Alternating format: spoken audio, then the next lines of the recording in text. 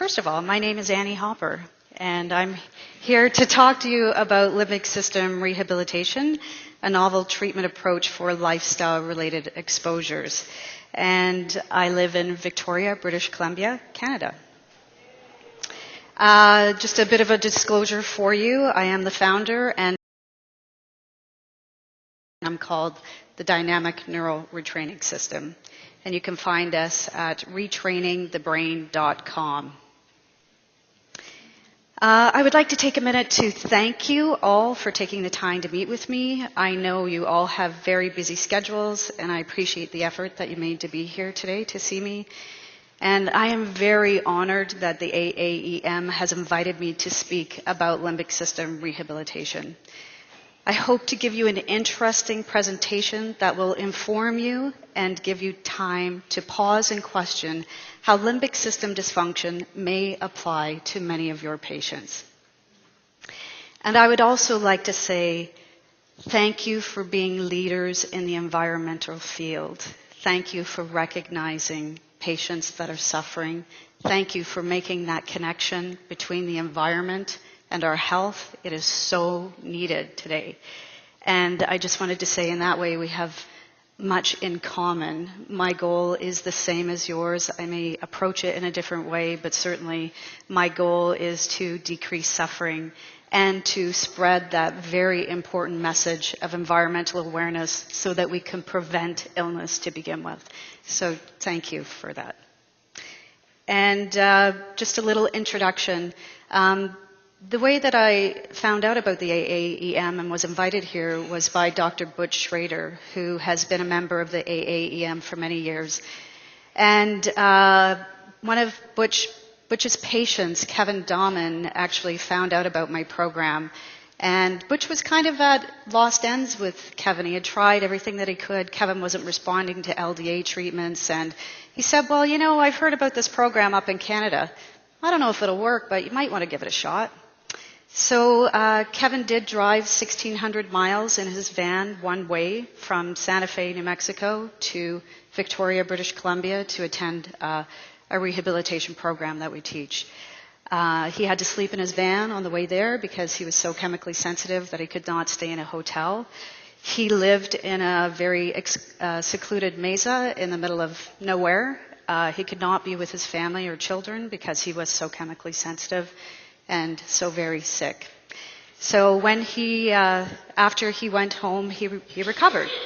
So he went back to Butch, and Butch went, wow, I don't know what she does, but whatever that is really good. So he has referred some more of his patients to our program and is really supportive of our work. So thank you, Butch. So this is an intro from Butch. Butch couldn't be here this week. He was at another meeting last week in Vancouver. So it says, hello to all my good friends at AAEM. I can't be there this year because I agreed to speak in Vancouver, BC, the week prior, before I knew the dates of the AAEM.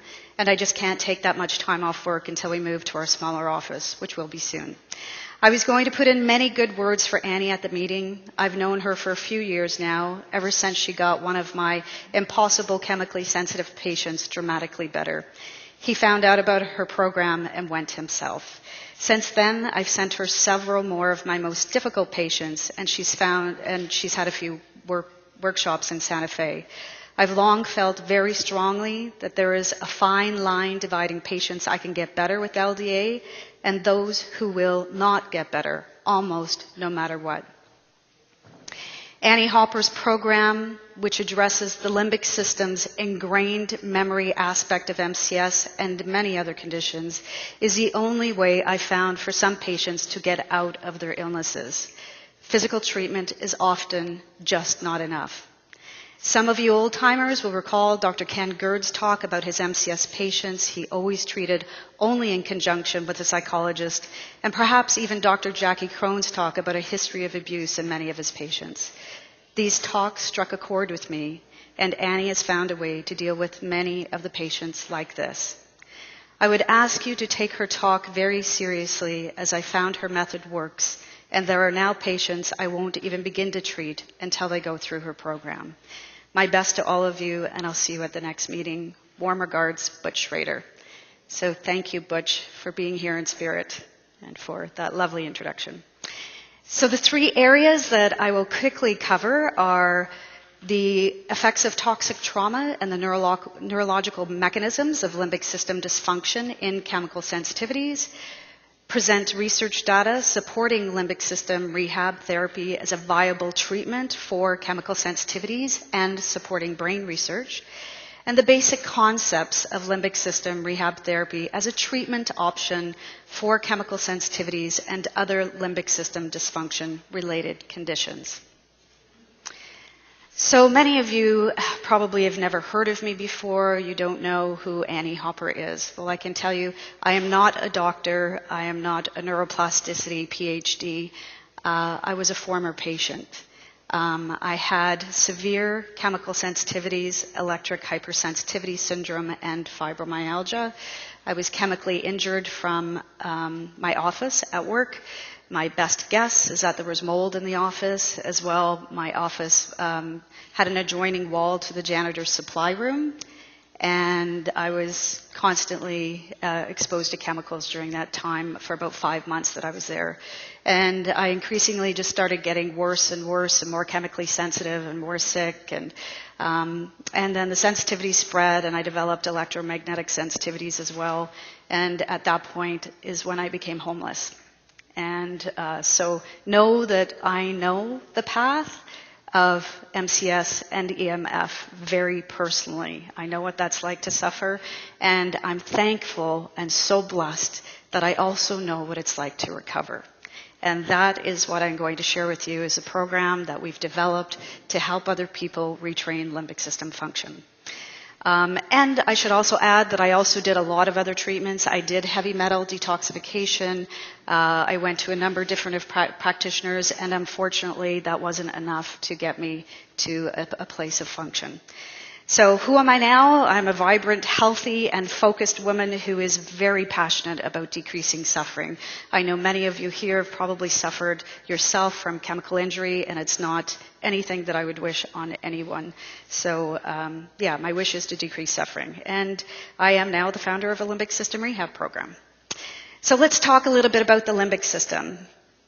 The limbic system is located in the midbrain and was formerly known as the rhinencephalon, which literally means smell brain. It is our sense of smell is the only sense that we have that is not filtered by other parts of the brain. It directly goes into the limbic system. Now let's talk about a little bit about a limbic system overview. The limbic system is a large part of our primitive defense mechanism and regulates behaviors involved with survival and reproduction. It stores memories, it regulates hormones, and is also involved in motor function. It is involved with feeding, fighting, fleeing, and sexual behavior. It also plays an important role in friendship, bonding, love, affection, and the expression of mood. And most importantly, it serves as a protective gate to analyze and filter incoming information and assigns a level of threat importance. Now, the contributing factors that might lead to limbic system injury or chemical overload, toxic trauma, mold, bacteria, virus, EMF radiation, chronic and long-standing emotional stress, or perhaps a one-time psychological event as seen in post-traumatic stress disorder. And usually what we like to say is it's kind of like the perfect storm that usually leads to limbic system impairment. It could be a number of stressors that are happening at any one given time, and combined they can lead to limbic system dysfunction. And that can happen gradually. There could be a gradual onset, or it could be very sudden. I know of people, and you probably do too, where they were fine one day and completely disabled the next. So we're now going to take a look at just some of the structures that we focus on when we're teaching about the limbic system. Depending on where you look, there could be more structures that are listed, but we're going to focus on 4. These are the cingulate cortex, the hypothalamus, the hippocampus, and the amygdala. So let's start with the amygdala. The amygdala processes survival-related information and encodes emotional memory. It is also known as the brain's fear center. It responds immediately to our environment. And the next structure we'll talk about is the hippocampus. And the hippocampus is our storage for memories, basically. It processes and stores information. And is also involved in survival and protective reflexes. So the hippocampus is very good at remembering trauma and acting on that memory of trauma. We'll talk now about the hypothalamus, which is basically your internal chemist and is the center for powerful brain hormones. It is constantly searching a way to find a homeostatic balance in your body by producing neurochemicals. It is the health managing system of the body, and it links the nervous system to the endocrine system via the pituitary gland. The hypothalamus is also involved in behaviors or generated behaviors involved with eating, drinking, sensory alertness, energy levels, rage and aggression, embarrassment, escape from danger, pleasure, and sexual arousal. The next structure we're going to talk about is the cingulate gyrus. And this particular part, when I was studying, was of great interest to me. So what does the cingulate gyrus do? The cingulate gyrus is involved with autonomic functions regulating heart rate, blood pressure, and cognitive and attentional processing. The anterior cingulate gyrus is primarily involved in signaling the presence of conflict and, when overactivated, is associated with an increase in startle response and harm avoidance. It mediates the response to noxious stimuli and is involved in pain, processing, and emotion. It acts like the guard at the gate, determining whether to alert the amygdala of impending danger and focuses attention on threatening stimuli. When not working functionally, it increases the volume on both perceived and real threat and places our attention on the outer environment and protective behaviors. And overactivation of limbic system structures can naturally lead to a chronic stress response, or the HPA axis, the hypothalamus pituitary adrenal axis, which is also known as the limbic hypothalamic pituitary adrenal axis. So there are anatomical connections between the amygdala, hippocampus, and the hypothalamus that facilitate activation of the HPA axis. Sensory information arriving in the amygdala is processed and conveyed to several parts of the brain that are involved with fear responses. And overactivation of these threat mechanisms cause a chronic stress response, resulting in HPA overreactivity. And the HPA axis controls reactions to stress and regulates many body processes, including digestion, the immune system, mood and emotions, sexuality, and energy storage and expenditure. And there is a diagram of the HPA axis and how this leads back into a negative feedback loop. So let's take a look at what happens to the brain when the brain has gone through some kind of chemical trauma or some trauma of some kind, or how the limbic system adapts to trauma. So when the limbic system is impaired, it will naturally adapt itself in response to injury and can cause a cross-wiring or disorganization of normal neuronal circuits in the brain, causing distorted unconscious reactions, sensory perceptions, and protective responses. And this innate adaptive response is known as neuroplasticity. Neuroplasticity basically means that your brain has the capacity to change. Well, our brain is changing all the time. However, the ways in which the brain changes in response to trauma or damage are not always good or healthy. And there's a fancy slide that shows some new neural connections between different parts of the brain. So let's look at dysfunction. What does limbic system dysfunction look like? So the resulting cross-wiring or disorganization of neural circuits establishes involuntary trauma patterns in neural circuits of the brain that overactivate threat, protective, and survival mechanisms. This alters the way that the brain and body interprets, encodes, and responds to sensory stimuli. And this can result in altered or heightened sensory perception. Over time, this pattern of distorted perception and reaction becomes habitual, resulting in a range of neurological, immunological, and endocrine system abnormalities. And this response becomes unconscious. Again, it's an unconscious response. You don't even know that it's happening. And what this feels like for the person who has severe MCS or even mild to moderate MCS as well, is it can feel like you're literally being poisoned by your environment. And if we look at that, we know that chemicals in a lot of the products that are around us are very toxic. So in some ways it makes sense that we could feel poison to that. But at the same time, I remember when I was sick, I would think, wow, how come somebody else can walk in the store and not almost go into convulsions?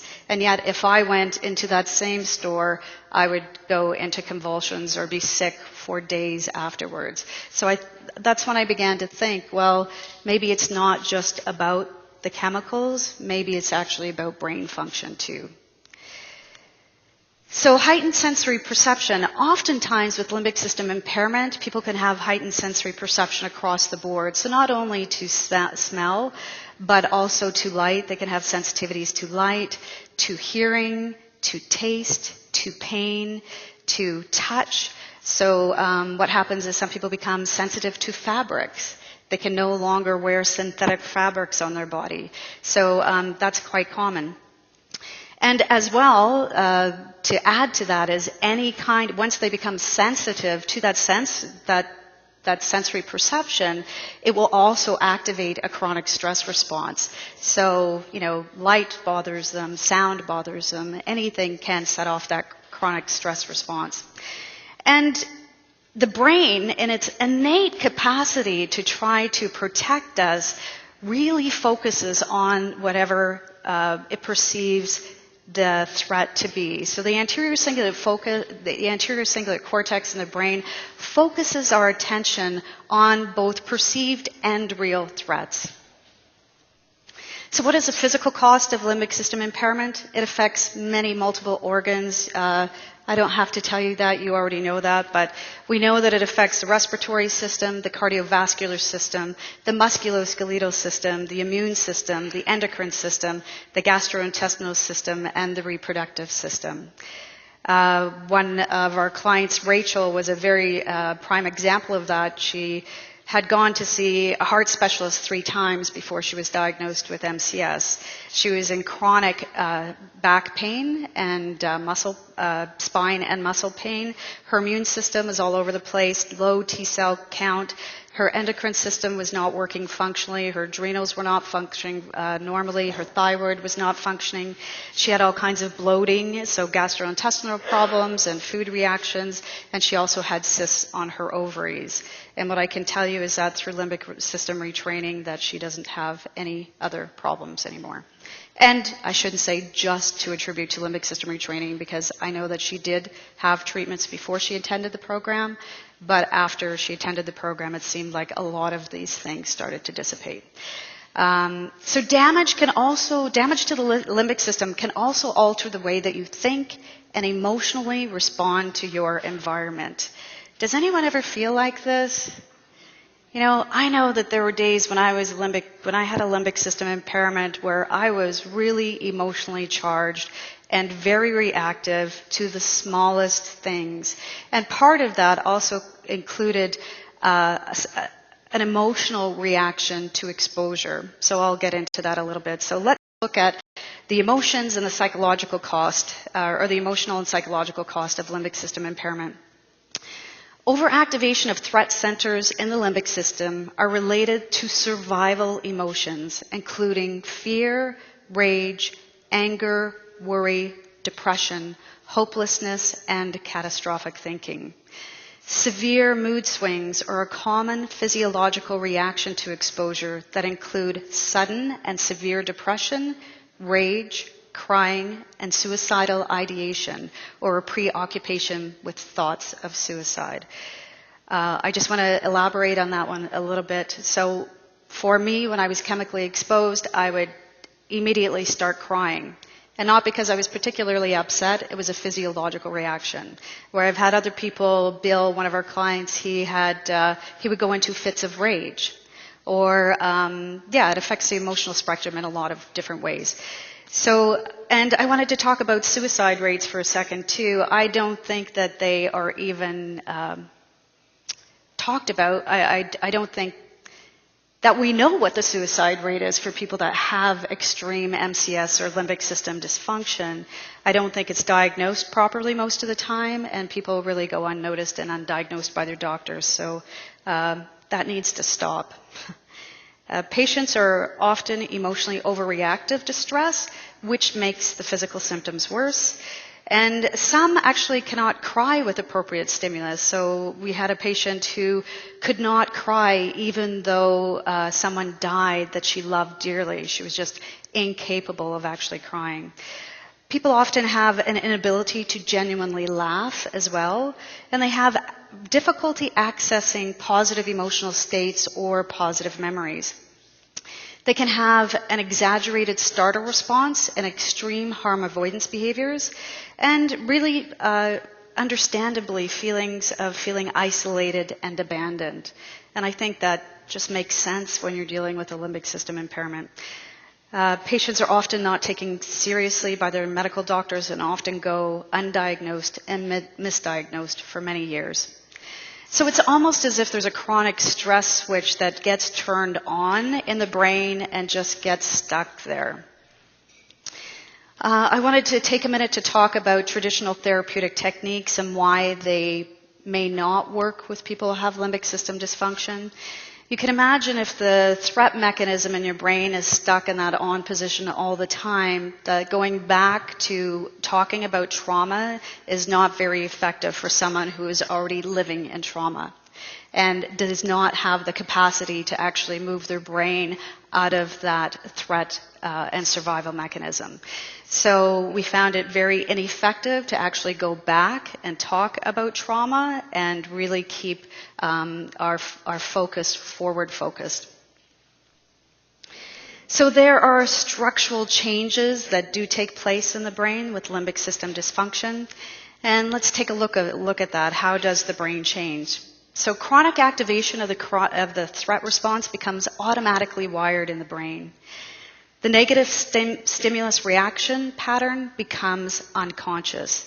And this speaks to Canadian psychologist Donald Hebb's great contribution to the understanding of neuroplasticity, that neurons that fire together wire together. And basically what this means is that neurons that co-activate at any given time will do so automatically with repetition. And this is the foundation of all learning. It's how we learn to speak. It's how we learn to eat. It's how we learn to tie our shoes. But in the case of limbic system trauma, this is also at the root of much suffering. What we've also discovered, and many of you have written papers about this, limbic system kindling and limbic system spreading, sensitivities can increase over time. So not only do the sensitivities spread from one stimulus to the other, the patient needs less and less of a stimulus to have a greater reaction. So what is the cost on quality of life with someone who has limbic system impairment? Some of them live in extreme isolation. They are unable to socialize. They are unable to be a part of society. They don't have any hobbies. They can't go to church. They can't be any part of group activities. They're unable to access basic health care, like going to the dentist or going to a doctor. They're unable to travel. They can't fly. They can't stay at hotels. They can't stay with their friends or family. Often people become homebound or housebound. They also have strict environmental guidelines imposed on others. So if someone is coming to their house, they have to go through a very big regimen to make sure that they don't have any chemicals on them coming into the home. They're often unable to work. Their focus completely becomes about how to survive in the world. And some become homeless due to the inability to find appropriate housing, which is a big, big issue. They're often abandoned by their family and loved ones and viewed as high maintenance, controlling, or crazy. I was definitely classified as that, I'm sure, by my family. And they're dealing with a state of chronic illness that is debilitating and takes all of their energy. And rightly so, they become critical and skeptical. Some people have been suffering for so long.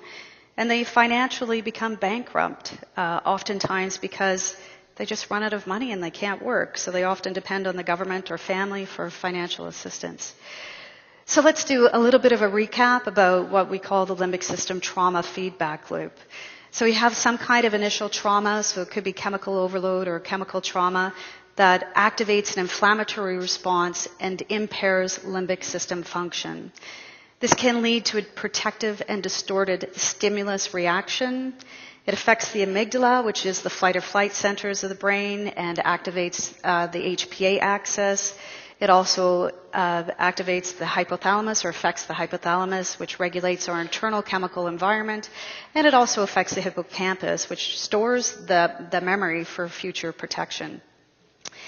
And at the end of that, we release more stress hormones that leads to limbic system priming, meaning, again, we need less and less of the stimuli to react, and the loop generally feeds on itself. This slide I'd like to take a couple of minutes to talk about, because first of all, when we're talking about avoidance, I want to really be clear that I live with environmental awareness now because of this illness. I strongly believe in taking care of ourselves and the planet in the best way that we know how, and to eliminate chemicals in our general daily lives and to lobby the government to stop producing them. That makes common sense to me, and that is absolutely true. And now I'm going to talk about extreme avoidance behaviors in limbic system dysfunction. So if you have a distorted sensory perception and you are picking up the slightest amount of chemicals from a mile away and it's causing you pain and symptoms, naturally you will want to avoid that. On top of that, like many of you, when I started to get sick, I started to educate myself about what was in the products that I was reacting to. And I found a wealth of knowledge about why I would not want to be using these products anymore and why I might be reacting. So in some ways, that really validated for me what was going on and why I would want to avoid those products, which completely makes sense. Again, I live my life with environmental awareness. However, with extreme harm avoidance combined with fear actually increases limbic system dysfunction. Or strengthens the pathological neural networks that are at play. So when we combine anything with fear, we're going to strengthen those connections in the brain. And, let's talk about, so how does your thinking and feeling change your brain? Can the way that you think and the way that you feel actually change your brain? Yes, it can. And I'll repeat, let me backtrack a second. I don't think it's anything that you thought or felt that created illness. I believe that limbic system dysfunction is a trauma, and for patients with MCS, it is a chemically induced brain trauma. Period. End of story. That's it.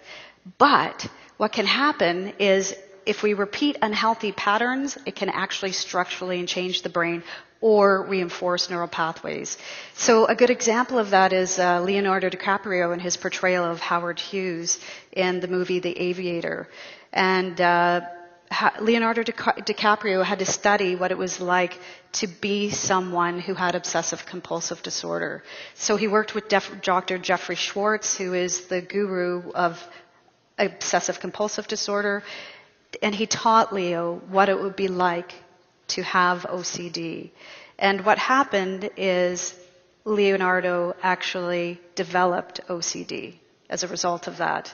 And he had to work with Dr. Jeffrey Schwartz for a year after filming to reverse what he had actually done to his brain just through character acting.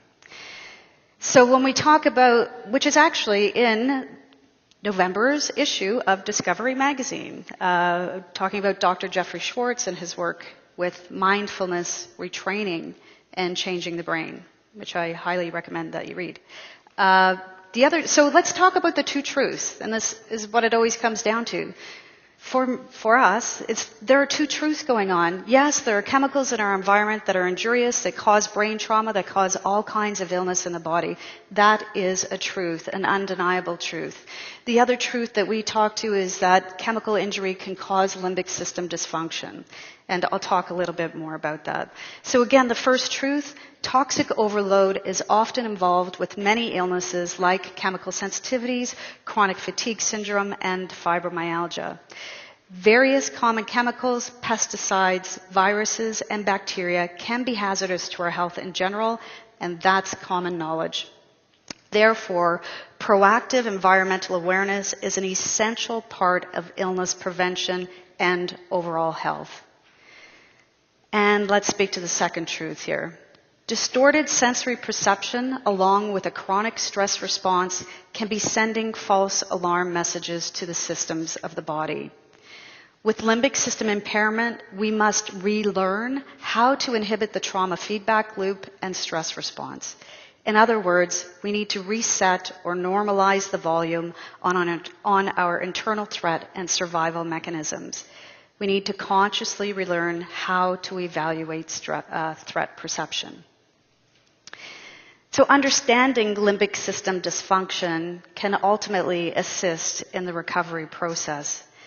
And part of understanding limbic system dysfunction is recognizing how, with limbic system dysfunction, we can get on this chronic stress wheel. So we have some form of injury that leads to pain in the physical body.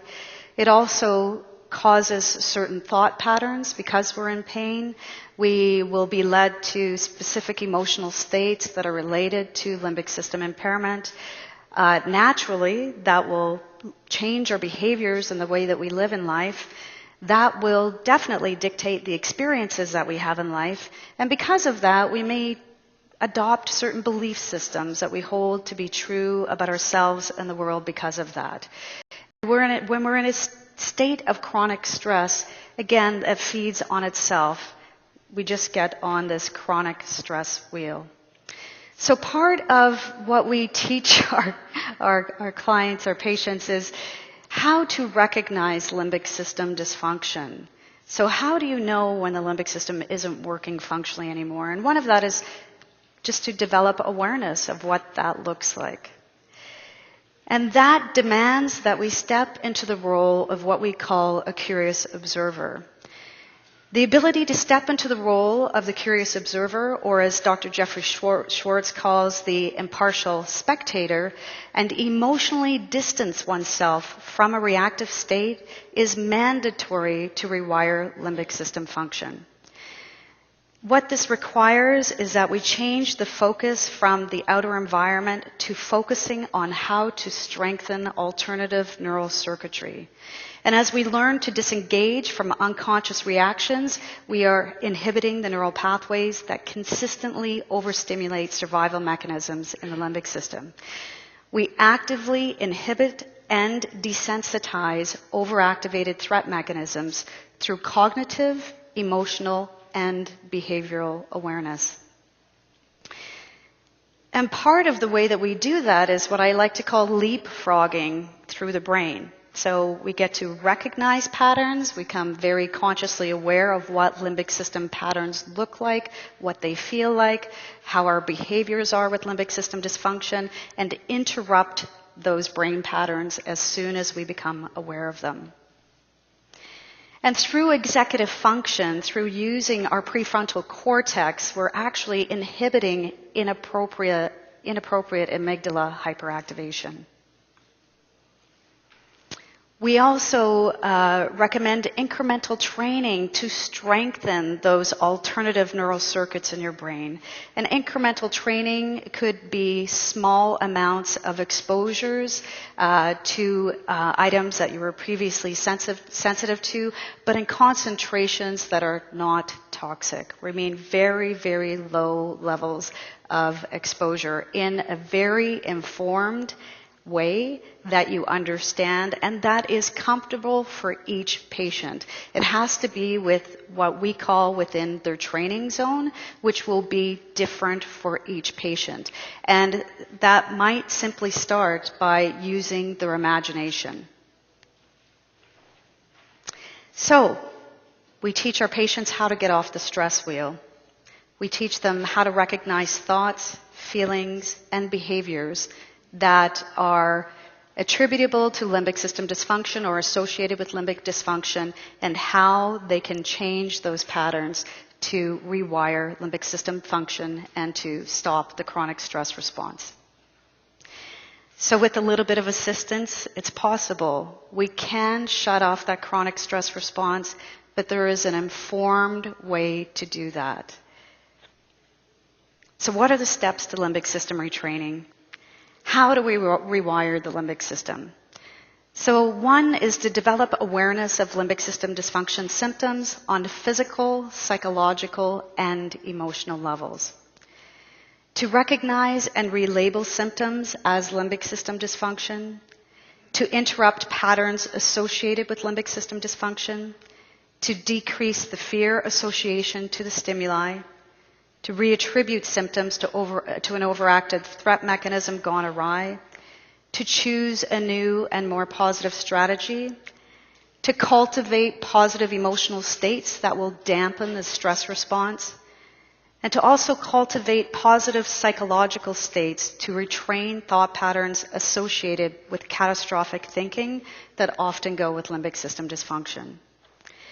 And also incrementally train to strengthen new brain pathways and to systematically desensitize to the triggering stimuli.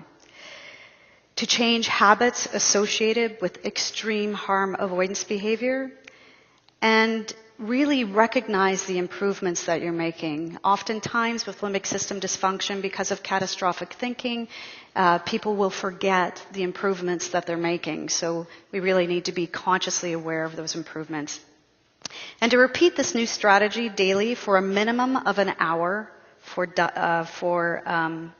6 months. An hour a day for 6 months. So what is limbic system rehabilitation? What is the dynamic neural retraining system? It is a top-down neuroplasticity-based psycho-neuro-immunological or P&I intervention to downgrade the brain's maladapted chronic stress response through rewiring limbic circuits in the brain. DNRS assists in decreasing overactivated threat mechanisms in the brain, which results in normalizing sensory perception and regulating the overall stress response in the body. We have been teaching programs since 2008 throughout North America. We were also sponsored by the government of Switzerland in 2012. We've probably taught between approximately 450 people in-person programs, and in 2011 we released a 14-hour instructional DVD that is now available in 5 different languages. And we also created it in a format that would work for people that have EMF sensitivities, that cannot watch TV or cannot be in front of a computer. So there's also a transcription, a word-for-word transcription of the program as well. What else did I want to say about the DVD? I think that's it. We found that the program has been really beneficial for patients with chemical sensitivities, chronic fatigue syndrome, fibromyalgia, chronic pain, food sensitivities, anxiety, electric hypersensitivity syndrome, and post-traumatic stress disorder. I often get asked the question, well, how did you come up with this? How did you get your research? And I've had so many different influences, but some of the major ones have been these books that I've listed here, My Stroke of Insight by Jill Bolte Taylor, Brain Lock, which was Dr. Jeffrey Schwartz, Change Your Brain, Change Your Life by Dr. Daniel Amen, The Biology of Belief, which is Dr. Bruce Lipton, who talks about epigenetics. And also a very big influence on my recovery was a book called The Brain That Changes Itself by Dr. Norman Doidge.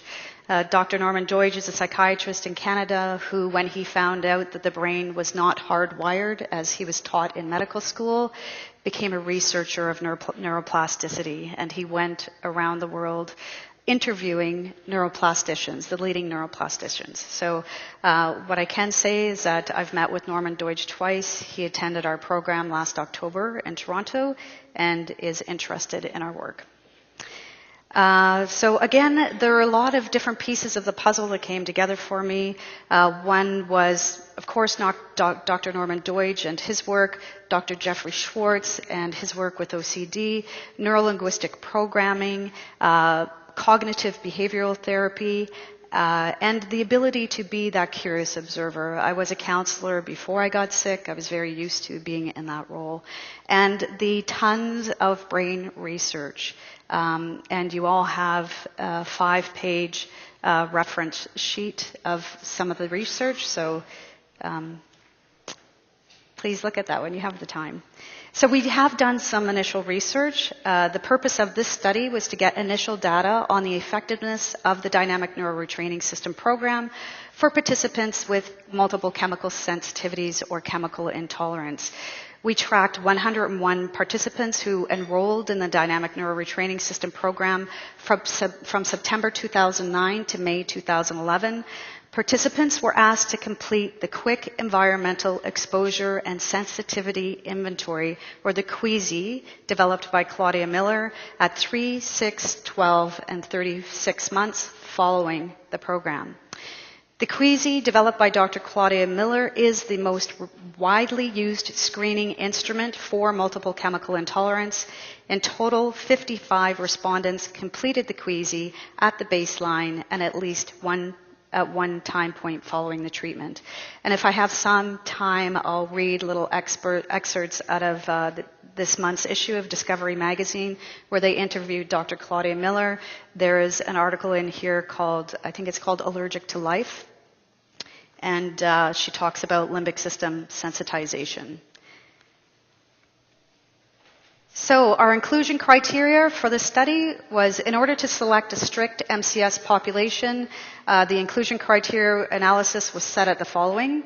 Patients were required to have a QEESI symptom severity score of greater or equal to 40 at baseline, and a QEESI chemical severity score at greater to or equal than 40 at baseline. Additionally, they were required to have a baseline measurement at least one measurement 3 months or longer following the course. And for participants that did not submit all of the post-course assessments, the last observation carried forward method was used. For the 36 patients who met the MCS criteria, the average follow-up measurement met was obtained at 13.8 months post-DNRS training. So we're going to go to figure 1, and I'm going to talk to the research for a second.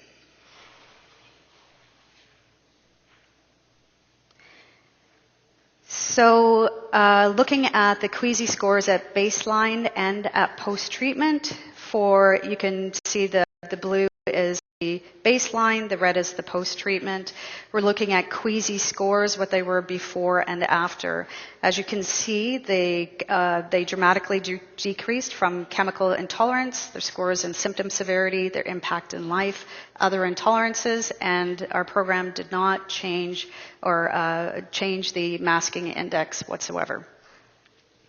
So the absolute improvement in QEESI scores post-DNRS therapy, the absolute improvement was their scores decreased by 38 points in chemical intolerance on an average, symptoms of severity decreased by an average of 32 points, impact on life decreased by an average of 38 points, and other intolerance decreased by an average of almost 24 points.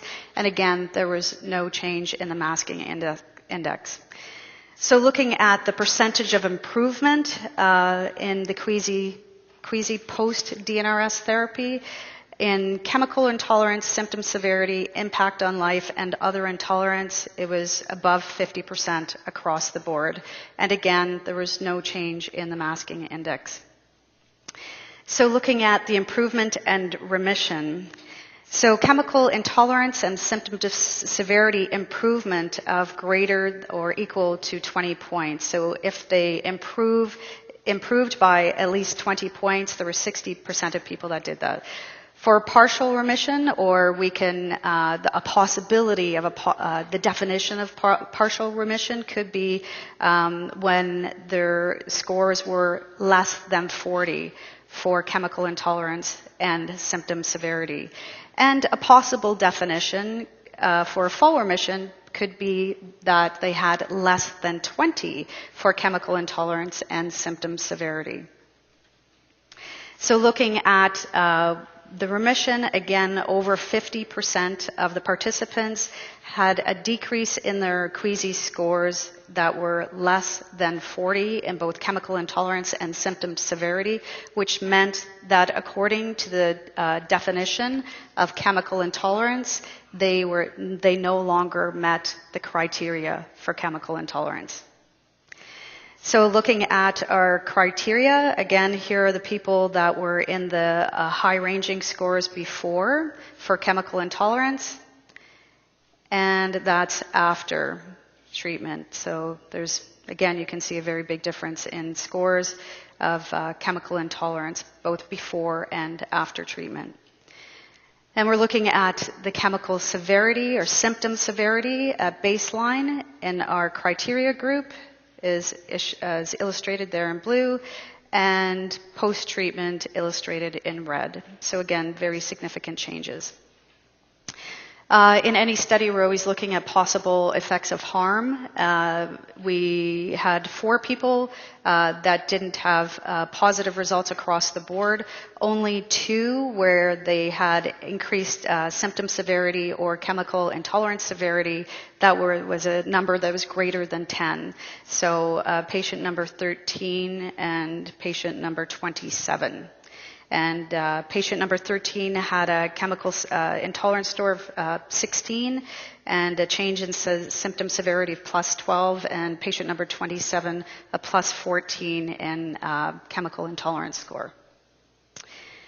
So let's move on to supporting brain research. So what kind of research out there supports this? Well, you have a 5-page reference that we've given you, but also this is some of the latest research that really supports limbic system dysfunction.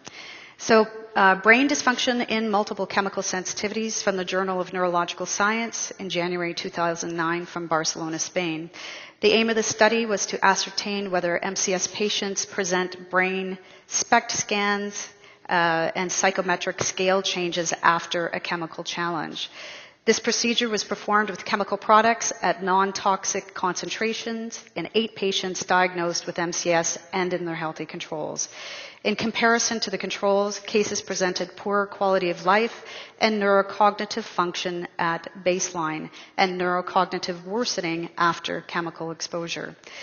Chemical exposure caused neurocognitive impairment and SPECT brain dysfunction, particularly in odor processing areas, thereby suggesting a neurogenic origin of MCS. So what they did is they put these people in a room, and 5 patients were exposed to plastic-based paints and 3 were exposed to small amounts of perfume. Toxic concentrations were not reached in any of the determinations. And here are the results of the study. The study showed that brain SPECT dysfunction, particularly in those areas involved with odor processing, when patients experienced the symptoms of MCS after chemical exposure. These findings suggest a neurologic pathogenesis of this disorder. From the physiologic viewpoint, the pathway that joins the olfactory region to the orbital frontal cortex through the thalamus is considered to be the control area for olfactory stimuli.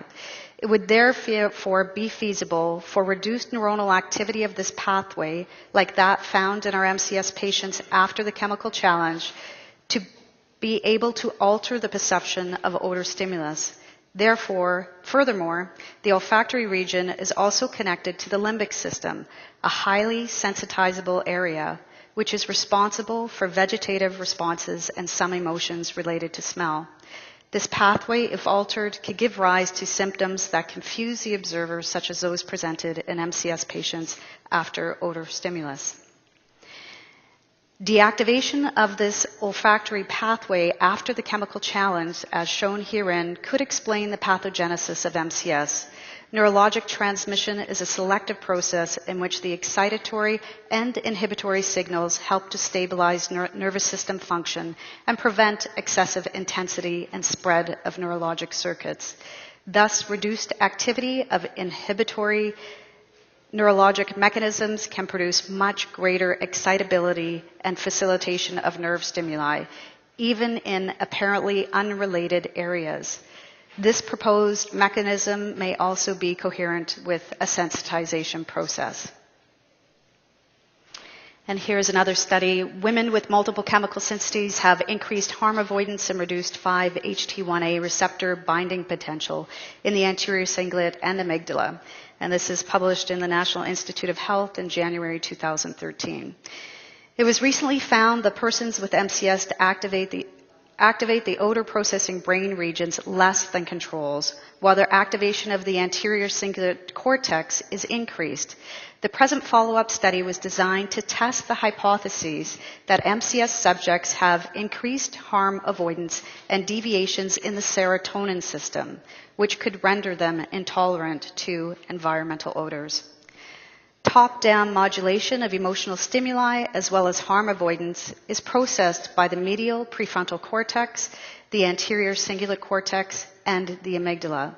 The anterior cingulate cortex is said to be primarily involved in signaling the presence of conflict and may thus very well show an enhanced activation when subjects with MCS condition were exposed to odors. So from our understanding, a comprehensive understanding of limbic system dysfunction is essential for productive treatment of limbic system dysfunction. Limbic system dysfunction is common in the following: in chemical sensitivities, in fibromyalgia, chronic fatigue syndrome, electric hypersensitivity syndrome, post-traumatic stress disorder, food sensitivities, anxiety disorders, and chronic pain.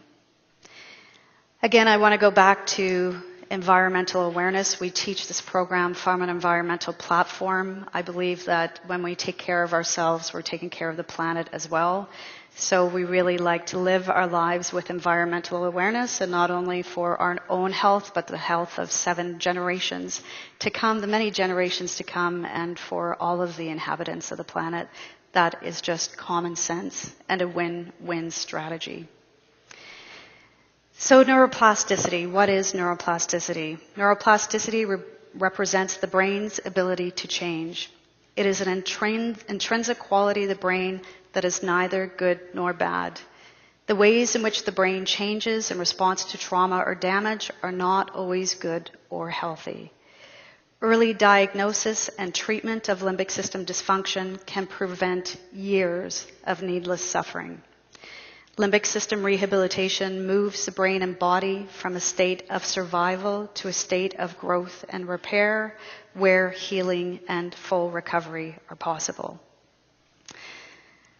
Limbic system rehabilitation, in closing, we believe it's a complementary treatment method that can assist in the recovery process. And I would like to just take a minute to read a part of the Discovery magazine. I've highlighted just a couple of things. It says, the latest research in both the United States and abroad suggests the brain processing itself is altered so that the neurological set point for sensitivity falls.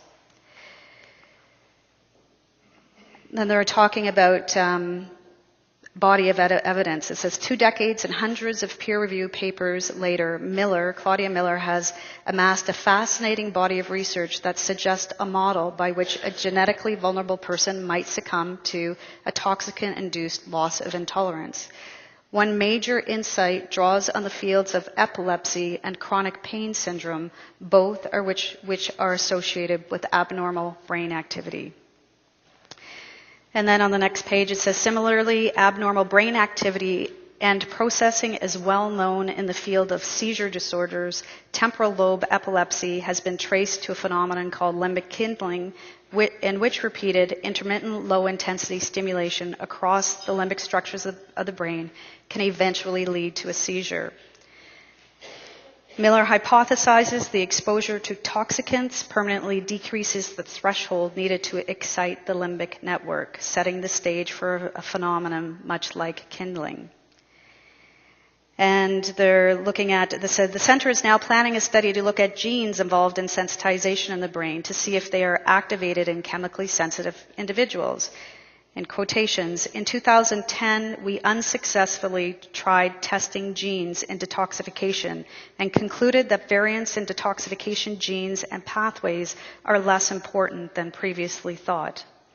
We don't find consistent immunological abnormalities, nor do we find an abnormal sense of smell. So something else is going on in the brain. Miller has a definite point of view. Toxicant-induced loss of tolerance, she says, emerges from a more sensitive, highly excitable limbic system. So, on that note, I would like to say thank you. Thank you so much for your time.